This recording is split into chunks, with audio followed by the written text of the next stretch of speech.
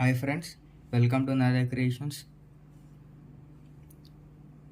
మీరు ఇంట్లో ఉన్నారా?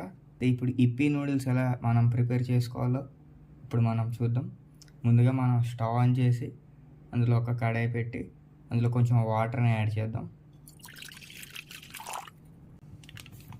వాటర్ మరిగే గ్యాప్లో నేనైతే ఇప్పీ నూడిల్స్ని తీసుకున్నాను. దీనైతే కట్ చేసేసాను.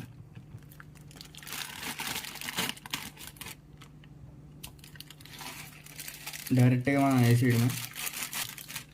ముందుగా దీన్ని మరగనిద్దాం నూడిల్స్ని.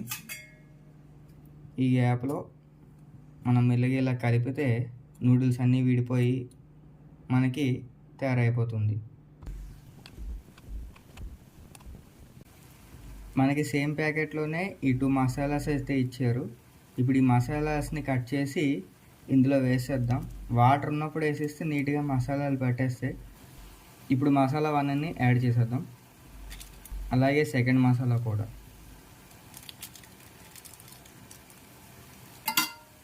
ఇప్పుడు మనం జాగ్రత్తగా వీటిని కలిపిడమే.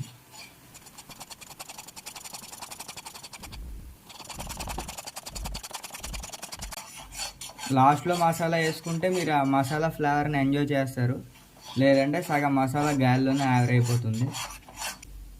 చూసారు కదా ఫ్రెండ్స్, ఫైనల్లీ అయితే వాటర్ అన్నీ బాయిల్ అయిపోయి బాగానే ఉడికింది. ఇప్పుడు మనం దీన్ని ఒక బౌల్లో తీసుకుందాం. ఫైనల్లీ మన నూడిల్స్ రెడీ.